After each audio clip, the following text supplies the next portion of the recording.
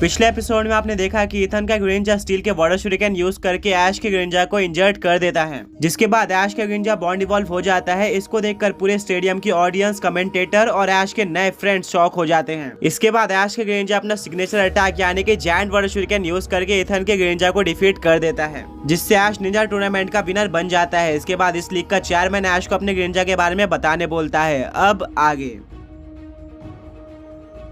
ऐश बोलता है मेरा ग्रेंजा फ्रोकी के फॉर्म में फॉरेस्ट में रहा करता था अपने फ्रोकी के ग्रुप के साथ, बट वो सारे फ्रोकी से बिल्कुल अलग था। उसको बाकी फ्रोकीज पसंद नहीं थे और वो हमेशा बैटल करने में इंटरेस्ट रखता था, इसलिए फ्रोकी हमेशा उस ग्रुप से अलग रहता था। इसके बाद प्रोफेसर ओक उसको अपने साथ लेके आ गए ताकि वो न्यू ट्रेनर्स को फ्रोकी स्टार्टर पोकेमॉन की तरह दे सके। फ्रोकी काफी सारे ट्रेनर्स के साथ गया, बट वो हमेशा वापस आ जाता था। उसको अपने ट्रेनर्स पसंद नहीं आते थे और उनका कैरेक्टर भी अच्छा नहीं लगता था। फ्रोकी को हमेशा से एक ऐसा ट्रेनर चाहिए था जिसके साथ रहकर उसकी पावर्स इंक्रीज हो जाए और वो अपने मैक्सिमम लेवल तक पहुंच पाए, बट उसको अनफॉर्चुनेटली कोई भी ऐसा ट्रेनर नहीं मिलता है। काफी सारे ट्रेनर्स आए और गए, बट फ्रोकी हमेशा प्रोफेसर सिकामोर के पास वापस आ जाता था। इसके बाद मैं फ्रोकी से मिलता हूँ और फ्रोकी मुझे काफी ज्यादा पसंद करना स्टार्ट कर देता है और फ्रोकी मुझे चूज करता है अपने ट्रेनर की तरह। ये सबसे पहला ऐसा पोकेमॉन था जिसने अपने ट्रेनर को चूज किया था, ना कि ट्रेनर ने उसको चूज किया था। इसको देखते हुए प्रोफेसर सिकामोर ने फ्रोकी मुझे दे दिया। शुरू में फ्रोकी बिल्कुल नॉर्मल होता है, इसके बाद वो फ्रॉगेडियर में इवॉल्व हो जाता है और फाइनली ग्रिंजा में इवॉल्व हो जाता है। ओलंपिया जो कि कैलोस की एक जिम लीडर है, उसने मुझे पहले ही बता दिया था कि मेरा फ्रॉगेडियर आगे जाकर एक स्पेशल पोकेमॉन होने वाला है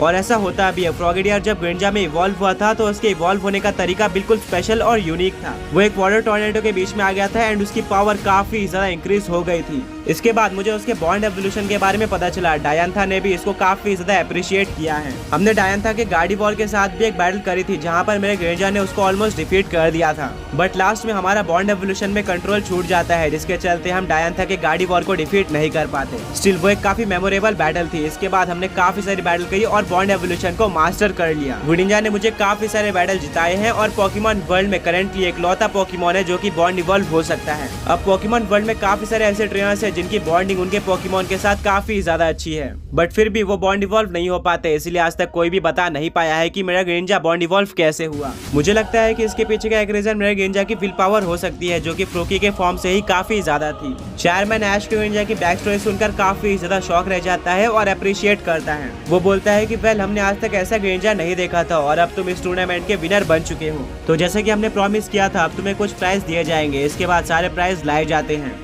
सबसे पहले ऐश और ग्रेंजा को क्राउन दिया जाता है टाइटल जीतने के लिए। इसके बाद ऐश के सामने 6 अल्ट्रा बॉल्स रखे जाते हैं और बोला जाता है कि इनमें से एक चूज कर लो। इन सभी अल्ट्रा बॉल्स में एक रेयर पोकेमॉन है और जो भी तुम चूज करोगे वो पोकेमॉन तुम्हें मिल जाएगा। ऐश एक अल्ट्रा बॉल चूज कर लेता है। इसके बाद ऐश को कुछ पोकेमॉन फूड दिया जाता है और साथ में ग्रेंजा के लिए कुछ आइटम्स दिए जाते हैं जो कि उसकी पावर इंक्रीज कर सकते हैं, जैसे कि लाइफ ऑर्ब। ऐश बोलता है कि इससे क्या होगा। चेयरमैन बोलता है कि लाइफ ऑर्ब एक आइटम है जिसको अगर तुम अपने ग्रेंजा को देते हो तो उसके मूव्स की पावर 30% इंक्रीज हो जाएगी, बट हाँ, इससे रिकॉइल डैमेज होने वाला है। स्टिल तुम्हें ये काफी बड़ा एडवांटेज देगा बैटल्स में।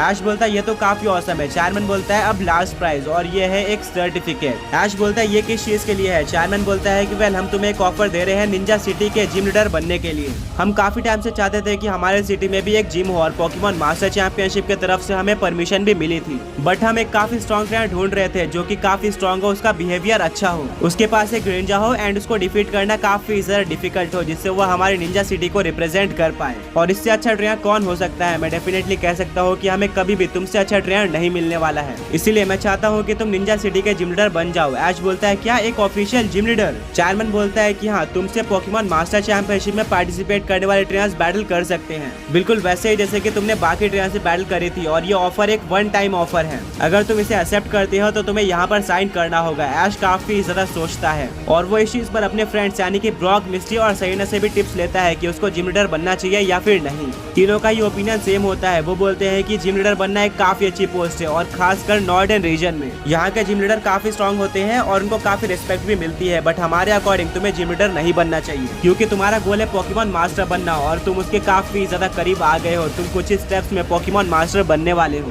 तो एक जिम लीडर और एक पोकेमॉन मास्टर का कोई कंपैरिजन ही नहीं है, इसीलिए मेरे अकॉर्डिंग तुम्हें ये ऑफर रिजेक्ट कर देना चाहिए। ऐश बोलता है तुमने बिल्कुल सही कहा, मैं भी यही सोच रहा था, इसीलिए ऐश इस ऑफर को रिजेक्ट कर देता है। पोकेमॉन चेयरमैन काफी डिसअपॉइंटेड हो जाता है, बट स्टिल वो बोलता है कि हम तुम्हारे ओपिनियन को रिस्पेक्ट करते हैं, बट हाँ हम सिर्फ तुम्हारे लिए इसको वन टाइम ऑफर नहीं रखने वाले। अगर तुम्हें फ्यूचर में लगे कि मैं जिम लीडर बनना चाहता हूँ तो तुम यहाँ का जिम लीडर बनना कंसिडर कर सकते हो। तुम्हें वो सारी क्वालिटीज है जो कि एक जिम लीडर या फिर पोकेमॉन मास्टर बनने के लिए चाहिए होती है। ऐश बोलता है बिल्कुल। सारे प्राइस लेकर ऐश काफी ज्यादा खुश होता है और अब वो स्टेडियम से बाहर निकलता है। तभी सारे के सारे निंजा सिटी के लोग ऐश को घेर लेते हैं। वो ऐश के फैन बन गए थे उसकी बैटल देखकर, और उनको ऐश का ग्रिंजा काफी ज्यादा पसंद आया था। ऐश काफी सारे लोगों को अपना ऑटोग्राफ भी देता है। वो ऐश के ग्रिंजा को देखना चाहते थे, इसीलिए ऐश अपने ग्रिंजा को बाहर निकाल लेता है और सभी लोग उसको देखते हैं। पर धीरे धीरे करके भीड़ बढ़ते जा रही थी, जिसके चलते वहाँ पर सिक्योरिटी गार्ड आ जाते हैं और ऐश को वहाँ से बाहर निकालते हैं। ब्रॉक बोलता है कि ऐश हमें जल्दी से इस सिटी से बाहर निकलना होगा वरना कंडीशन खराब हो सकती है।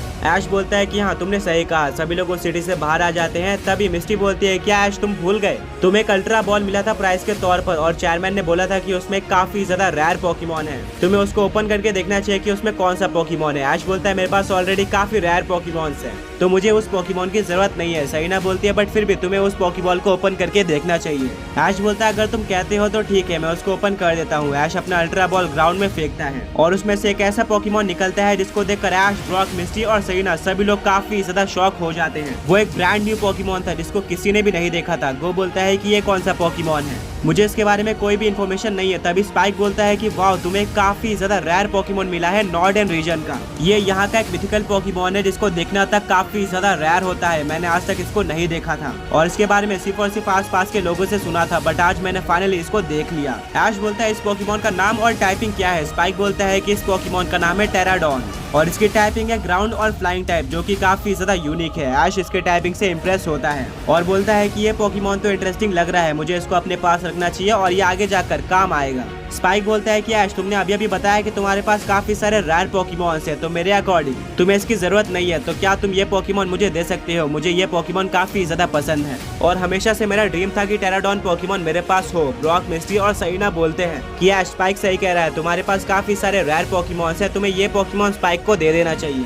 ऐश बोलता है ठीक है स्पाइक, तुमने निंजा सिटी में मेरी काफी हेल्प करी है और इसीलिए मैं तुम्हें ये पोकेमॉन दे रहा हूँ। ऐश अपने टेराडॉन को पोकेबॉल के अंदर वापस ले लेता है और वो पोकेबॉल स्पाइक को दे देता है, जिसको लेकर स्पाइक काफी ज्यादा खुश हो जाता है। वो बोलता है कि फाइनली मेरे पास टेराडॉन पोकेमॉन आ गया और वो ऐश को थैंक यू बोलता है।